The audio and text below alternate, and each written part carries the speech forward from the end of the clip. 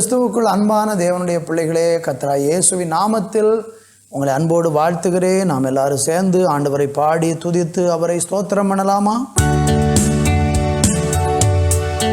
எல்லாரும் உற்சாகமாக ஆண்டவருக்கு துதியையும் கனமும் மகிமையும் செலுத்தும்.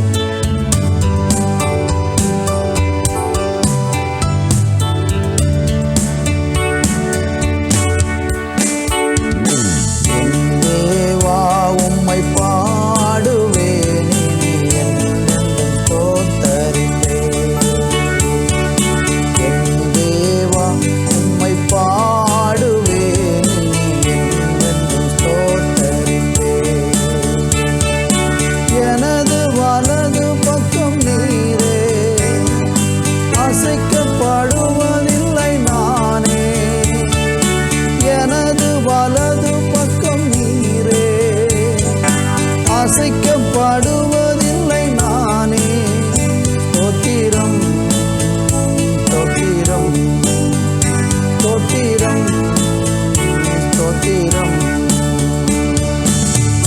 தேவா உம்மை பாடுவேன், இனி என்றென்றும் ஸ்தோத்தரிப்பேன். என் உயிரே, எந்த நேசரே, முழு மனதாய்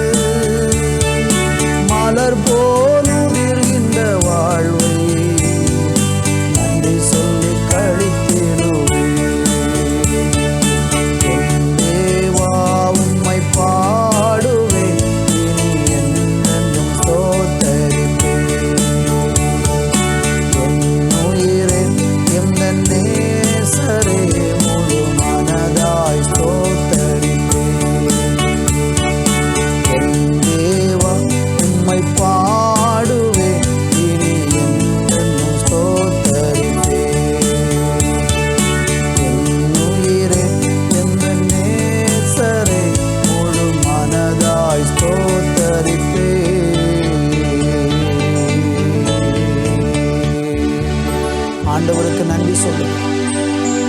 ஆண்டவரே, உம்மை ஸ்தோத்தரிக்கிறோம். நீர் செய்த எல்லா உபகாரங்களையும், நீர் செய்த எல்லா நன்மைகளையும் நாங்கள் நினைத்து கர்த்தரை ஸ்தோத்தரிக்கிறோம்.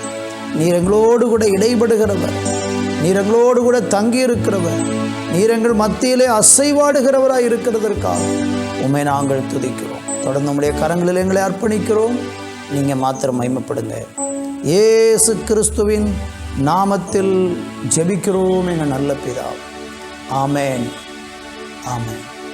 இந்த நாளிலையும் கூட நம்ம தியானிப்பதற்காக யோவான் சுவிசேஷம் அதனுடைய 8ஆம் அதிகாரம் அதனுடைய 36வது வசனத்தையும் 32வது வசனத்தையும் இன்றைக்கு நம்ம வாசித்து இன்றைக்கு நம்ம தியானிக்க போகிறோம். இப்பொழுது அந்த வேத பகுதியை வாசிக்க கேட்கலாம்.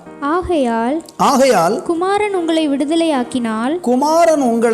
விடுதலையாக்கினால் மெய்யாகவே விடுதலையாவீர்கள். சத்தியத்தையும் அறிவீர்கள். சத்தியம்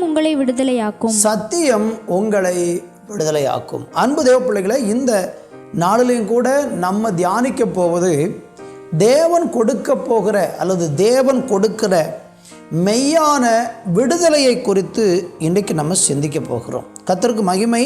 முதலாவது வாசித்த வேத வசனத்திலே சொல்லப்பட்டிருக்கிறது, குமாரன் உங்களை விடுதலையாக்கினால் மெய்யாகவே விடுதலை ஆவீர்கள். பார்த்தீங்களா, விடுதலைக்கான ஒரு வழியை ஆண்டவர் சொல்லுகிறார்.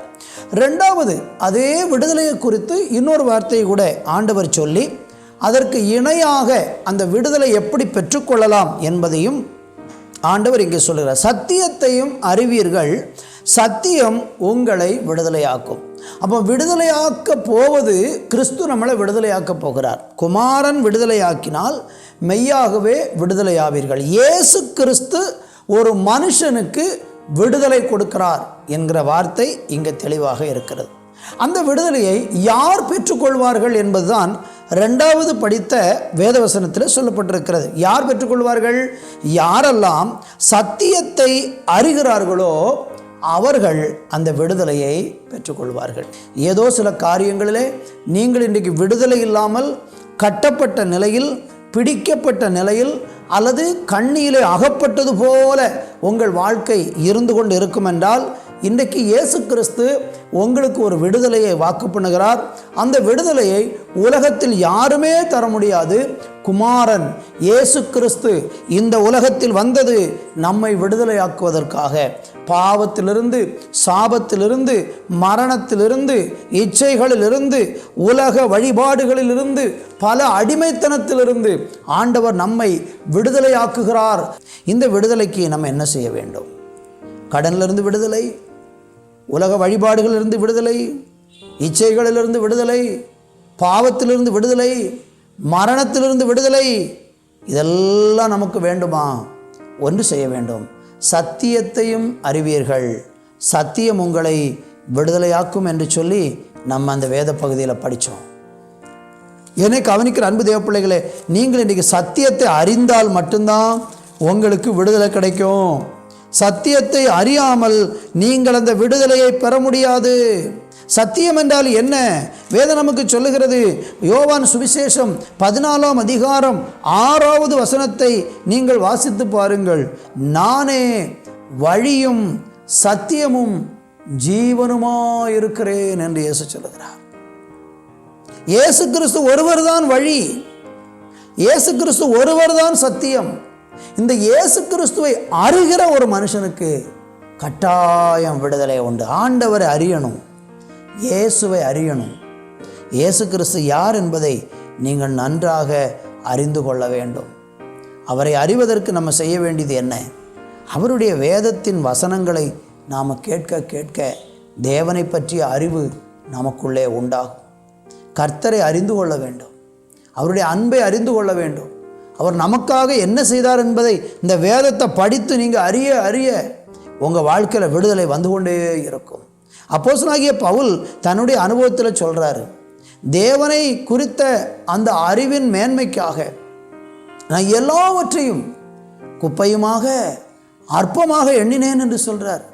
ஏனென்றால் எனக்கு கடவுளை பற்றி அறிகிற அறிவு தான் எனக்கு ஒரு பெரிய விடுதலையை கொண்டு வரும். நீங்கள் இந்த நாட்களில் தேவனை பற்றி அதிகமாய் அறிய வேண்டும். இயேசு கிறிஸ்துவையும் அவருடைய அன்பையும் ஒரு மனுஷன் ஆழமாய் அறிய அறிய அறிய அவன் வாழ்க்கையில் விடுதலை வந்து கொண்டே இருக்கும். இன்றைக்கு இந்த வார்த்தையை கேட்கிற நீங்கள், இயேசுவை பற்றி எனக்கு ஒன்றுமே தெரியாது, இயேசு யாரென்று நான் இதுவரையிலும் சரியாக கூட புரிந்து கொள்ளவில்லை, இயேசு ஒரு மதத்தின் தலைவராக நான் எண்ணிக்கொண்டிருக்கிறேன் அல்லது கிறிஸ்தவர்களுக்கு தெய்வமாக எண்ணிக்கொண்டிருக்கிறேன் என்று இருப்பீர்கள் என்றால், இல்லை, அவர் கிறிஸ்தவர்களுக்கு மாத்திரம் தெய்வம் அல்ல, உலகத்துள்ள சகல மனிதனுக்காகவும் தன்னுடைய ஜீவனை கொடுத்த மெய்யான தெய்வம் இயேசு கிறிஸ்து. அவரை நீங்கள் அறிந்தால், அவரை குறித்து நீங்கள் ஆழமாய் அறிந்து கொண்டால் நிச்சயமாக உங்களுக்கு ஒரு விடுதலை உண்டாகும். நான் உங்களுக்காக ஜெபிக்க விரும்புகிறேன். என்னோடு கூட சேர்ந்து நீங்களும் ஜெபிக்க உங்களை ஒப்புக் கொடுப்பீங்களா?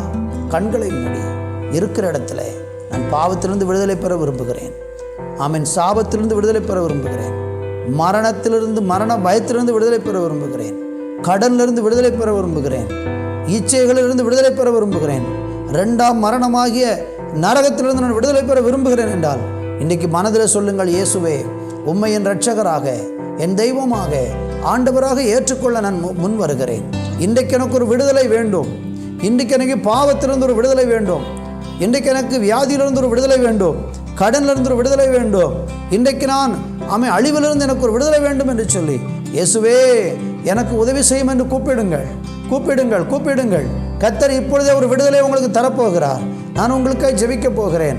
அன்பு தகப்பனே, உம்முடைய பிள்ளைகள் யாரெல்லாம் இப்பொழுது ஜெபித்து கொண்டிருக்கிறார்களோ, விடுதலைக்காக நோக்கி பார்க்கிறார்களோ, அவர்கள் மேல் இயேசு கிறிஸ்துவின் கரம் வந்து அமரட்டும் என்று ஜெபிக்கிறேன். ஒரு மெய்யான விடுதலையை கொடுங்கப்பா. பாவத்திலிருந்து விடுதலை பெறாமல் தவிக்கிற பிள்ளைகள் இப்பொழுதே கர்த்தராகிய இயேசுவின் நாமத்தில் விடுதலை பெறுவார்களாக. பாவ அடிமைத்தனங்கள் முற்றிலுமாய் முறிந்து போகட்டும் இயேசுவின் நாமத்தினாலே. தெய்வீக விடுதலை பெற்றுக்கொண்டு தேவனுக்கு சாட்சிகளாக நிலை கொள்வதற்கு உம்முடைய பிள்ளைகளை கர்த்தராகிய தேவன் இன்றைக்கு சந்திக்கும்படியா நாங்கள் ஜெபிக்கிறோம். அல்லேலூயா. உம்முடைய விடுதலின் வல்லமை உம்முடைய பிள்ளைகளை பரிபூர்ணமாக ஆள வேண்டும் என்று சொல்லி ஆசீர்வதித்து ஜெபிக்கிறோம். கர்த்தர் செய்ய போகிற நல்ல தயவுக்காக உமக்கு ஸ்தோத்திரம். துதி கன மகிமை எல்லாம் உமக்கே செலுத்துகிறோம். இயேசு கிறிஸ்துவின் நாமத்தில் ஜெபிக்கிறோம் எங்கள் நல்ல பிதாவே. ஆமென். ஆமென்.